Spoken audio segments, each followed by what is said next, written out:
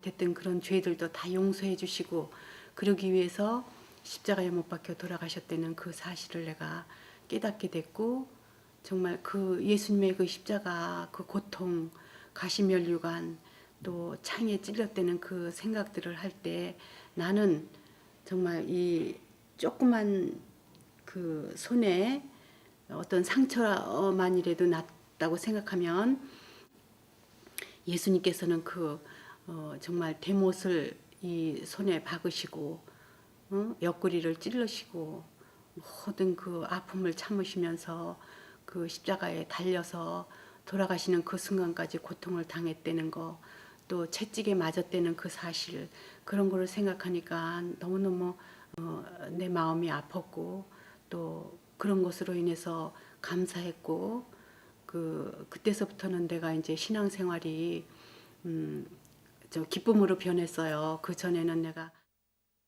등에 뼈를 다쳤기 때문에 병원에도 갔다 왔는데 얼마나 아팠는지 어떤 약을 써서 듣지를 않아.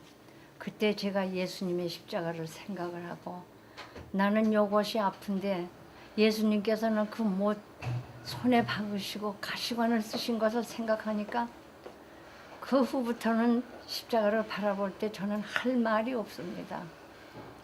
어떻게 인성을 쓰시고 나오신 분이 그 고통을 참으시고 우리의 만민을 위해서 십자가에 돌아가셨다는 것을 생각할 때에 정말로 감사한 것뿐이지 아무 이 세상에 어떤 말도 할 말이 나오질 않습니다.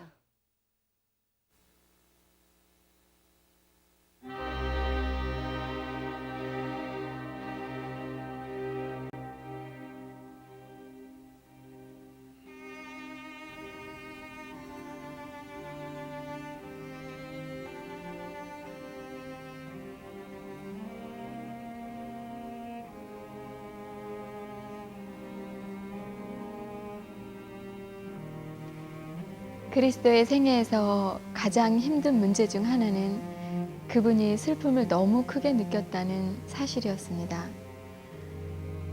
그리스도의 민감한 심장은 작은 참새 한 마리의 죽음도 돌보는 하늘 아버지의 심장과 함께 요동쳤습니다.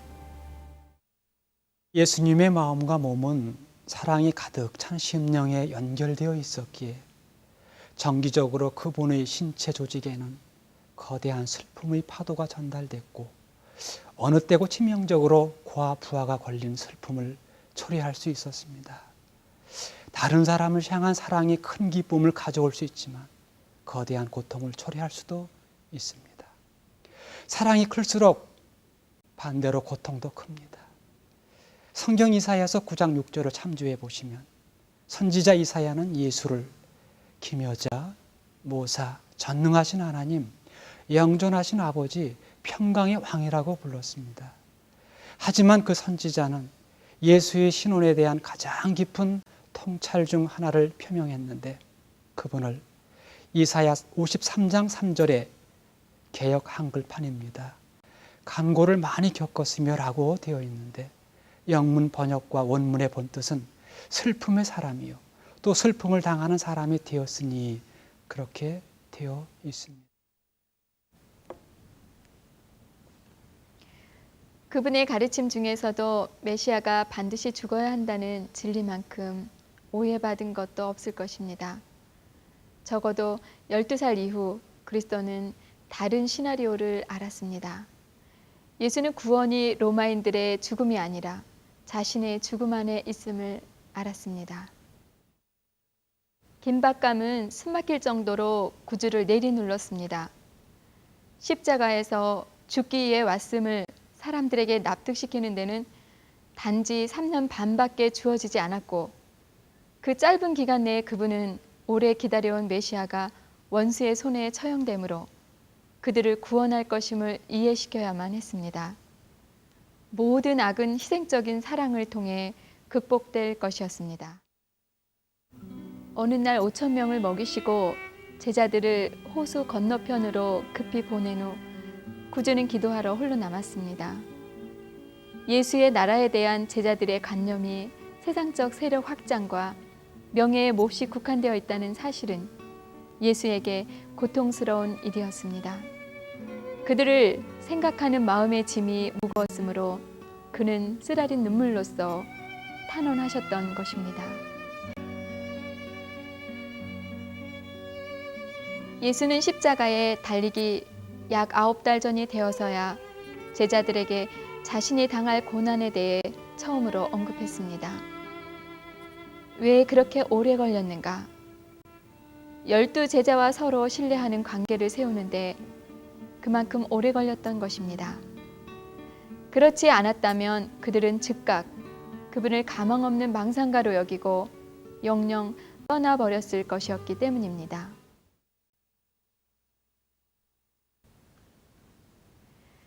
변화산 사건 직전에 예수님은 처음으로 제자들에게 자신이 예루살렘에 갈 것이라고 명백하게 말씀하며 많은 고난을 받고 장로들과 대제사장들과 서기관들에게 버림받아 죽임을 당하고 제3일에 살아나야 하리라고 덧붙였습니다. 변화산 사건 직후 예수님은 자신이 당할 일을 또 다시 밝혔습니다. 예수님은 이보다 더 분명하게 말씀하실 수 없었습니다. 하지만 슬프게도 제자들은 이 말씀을 깨닫지 못하고 묻기도 무서워하였습니다. 운명하시기 2-3달 전에 예수님은 다시 한번 자신이 예루살렘에서 죽을 것이라는 사실을 언급했습니다. 사랑하는 제자들의 공포와 실망, 그리고 불신을 거스르고 당신의 길을 밀고 나아가는 것은 고통스러운 일이 아닐 수 없었습니다. 예수님은 자신을 이해시키기 위한 방법을 찾느라 얼마나 괴로워했겠습니까? 그분의 고난과 죽음이 철저히 오해될 것이라는 예상이 이제는 불가피한 것처럼 보였습니다.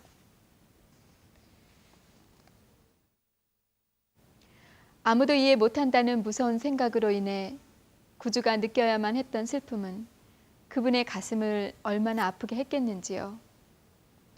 그분이 제자들을 데리고 겟세마네 동산으로 간 것은 그날 밤 그들이 목격해야만 하는 사건들과 그것을 통해 얻어야 할 교훈들이 그들의 기억에 각인되도록 하기 위해서였습니다. 그들 앞에 있는 시험을 위해 강하게 준비되기 위해서는 이것이 필요했던 것입니다. 제자들이 고민 가운데 계시는 그리스도와 같이 깨어 있었다면 그들은 십자가 위에서 고통당하시는 그분을 바라볼 수 있도록 준비되었을 것이며 그분의 압도적인 고민의 성격을 어느 정도 이해하였을 것입니다. 가장 어둡고 극심한 시련의 때에 희망의 빛들이 어두움을 비춰서 그들의 믿음을 유지할 수 있게 했을 것입니다. 하나님의 아들은 이제 전 세계에서 그 누구도 그 이유를 이해하지 못한다는 것을 깨달은 채 고문과 죽음을 맞으러 가야만 했습니다. 이 모든 것이 얼마나 헛된 일로 보였겠습니까?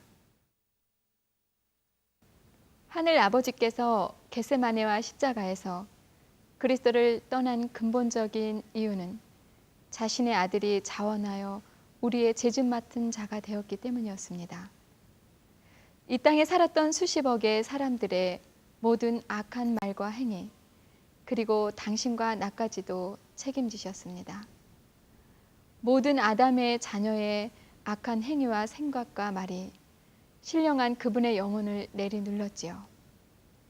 사람의 죄로 인해 그분에게 징벌이 내려졌는데 이는 그분이 사람의 대속물이 되어 세상의 죄를 떠맡았기 때문입니다. 사단은 세상 죄를 예수님에게 열거하면서 가능한 한 회복이 불가능하다는 관점으로 이를 묘사했습니다. 죄가 흉악하게 보일수록 그리스도에게는 자신의 상황이 더 위험해 보였는데 이는 바로 그 죄를 친히 떠맡아야 하기 때문이었습니다.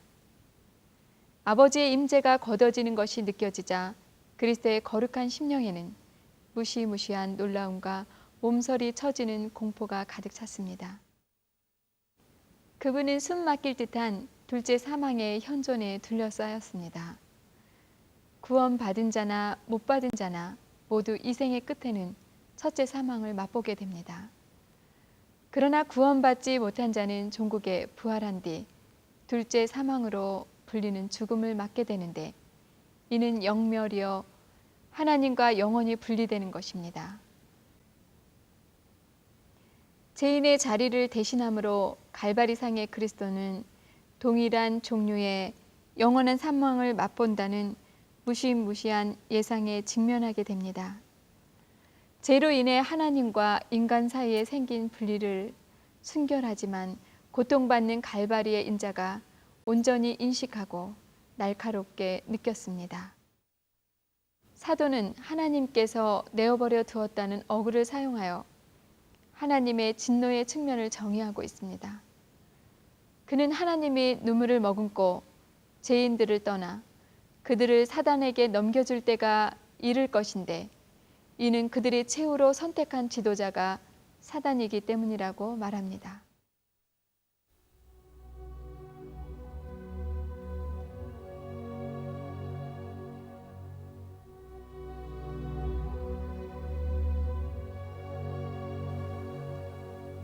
그분의 심장이 말 그대로 터졌고 무고하게 고난받은 분은 그렇게 운명했습니다.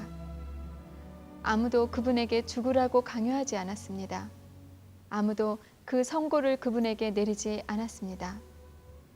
죄로 오염된 작은 세상을 향한 억누르지 못할 사랑 때문에 그리스도는 이렇게 자신의 생명을 내놓기로 선택한 것입니다. 그리스도가 죽은 것은 바로 십자가 때문에 죽은 것이 아니라 단지 십자가 위에서 죽었던 것입니다. 십자가는 겟세마네의 소편이었으나 그 강도가 더 심했고 천사의 개입도 없었으며 심장을 터뜨려 그분을 죽인 것은 바로 하나님의 버림과 온 세상의 죄가 짓누르는 부담감이었습니다. 곧 둘째 사망을 경험하며 죽었던 것입니다. 어찌하여 나를 버리셨나이까? 라는 예수님의 말씀을 통해 본질상 죄는 분리를 일으킨다는 것이 드러납니다. 죄로 인해 관계가 엉망이고 망가집니다. 죄는 그 누구의 간섭, 특히 하나님의 간섭 없이 내 삶을 꾸려 나가고 싶다라고 말하는 사고방식이며 내재된 태도입니다. 심판 때 이런 태도가 삶의 방식이 된 자는 자기의 원대로 처분받을 것이며 하나님은 마지못해 그들로부터 영원히 떠날 것입니다. 하나님의 사랑은 악에 수동적으로 대항하지 않습니다. 하나님의 눈에 죄는 지난 일을 덮어두자라는 식으로 쉽게 처리할 사소한 문제가 아니었습니다. 죄는 어느 경우에든지 생명을 파괴하며 그 음흉한 특성으로 하나님에 대한 전 우주의 신뢰를 이어갑니다. 하나님은 죄로 인해 자신이 창조한 세계가 망가지는 것을 좌시하지 않기로 결정했습니다. 그분은 죄가 발견되는 곳마다 사형 선고를 내렸습니다. 하나님의 진노는 악을 정리하고 뿌리 뽑는 데 필요한 일을 행하는 것으로서 그분의 사랑의 일부입니다. 보십시오. 하나님께서 죄를 어떻게 처벌하셨는가를 갈바리상에 달린 예수를 바라봄으로만 죄의 가증한 특성에 대해 양심에 일깨워질 뿐 다른 것으로는 되지 않는 것입니다. 당신의 아들에게 사람이 지은 죄를 덮어 씌우고 죄를 삼아서 그 재물에게 진노하심으로 죄악을 심판하셨습니다. 그리고는 당신과 나의 죄는 앞으로 짓게 될 그 죄까지도 거기서 모두 용서하셨던 것입니다. 이미 용서했으니 이제 다시 화목하자고 그분이 초청하시는 것입니다.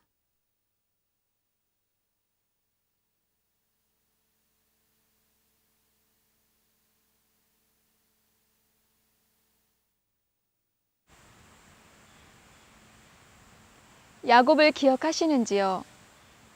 야곱이 에서를 속이는 죄를 범한 후 자기 아버지 집을 떠나 도망합니다. 그는 지은 죄를 생각하며 마음이 짓눌립니다.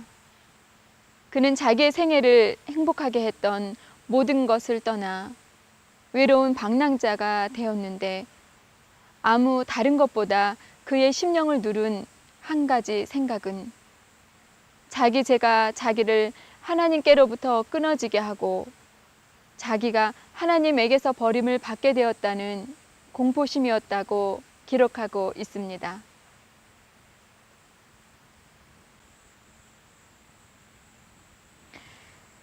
여기서 한 가지 알게 된 사실은 죄와 죄인의 본래 성질은 이런가 봅니다.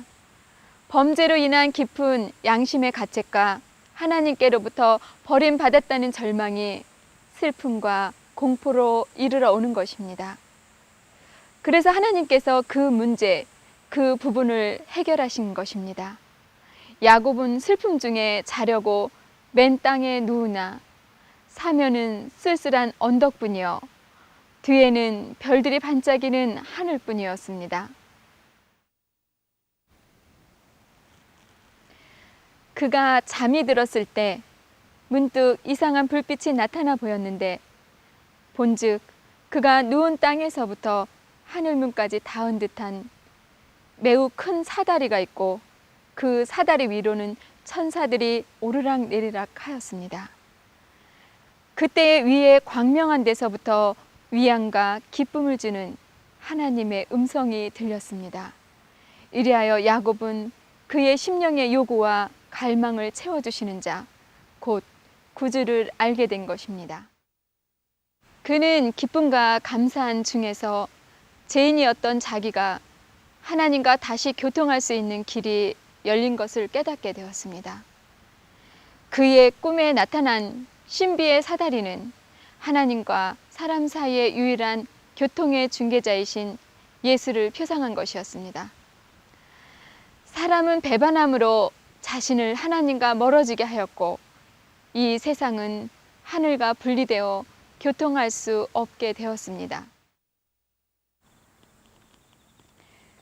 그리스도께서는 당신의 공로로 제가 만들어 놓은 구렁텅이에 다리를 놓으심으로 다시 하늘과 연결되게 하셨으며 천사들로 사람들과 교통할 수 있게 하셨으며 연약하고 속절없는 타락한 인류를 무한한 능력의 근원이신 자와 연결시키셨습니다. 이제 야고보서 1장 17절에 그 기록처럼 각양 좋은 은사와 온전한 선물이 다 위로부터 빛들의 아버지께로서 내려오게 된 것입니다. 이것이 그가 징계를 받음으로 우리가 나음을 입었도다라는 말씀의 온전한 주석인 것입니다. 이 말씀이 끝내 멸망할 예루살렘을 바라보시며 우시면서 말씀하시던 너희가 알았다면 좋을 뻔하였도다 하던 그 평화에 관한 일이었습니다. 연약한 제자들, 그들 앞에 있는 시험을 위해 구주께서 꼭 이해시켜주고 싶어 했던 기별이 이 평화에 관한 일이었습니다. 복음이란 본래 어떻게 하늘에 갈 수 있는가에 대한 복된 소식이 아니라 복음은 우선 하나님에 대한 복된 소식입니다. 십자가의 중심 기별은 삼위 하나님의 사랑입니다. 하나님의 사랑이 우리에게 나타난 바 되었으니 하나님이 자기 독생자를 세상에 보내심은 저로 말미암아 우리를 살리려 하심이니라. 사랑은 여기 있으니 우리가 하나님을 사랑한 것이 아니요 오직 하나님이 우리를 사랑하사 우리 죄를 위하여 화목제로 그 아들을 보내셨음이니라. 사람을 향한 하나님의 사랑의 계시야말로 십자가의 중심에 서 있습니다.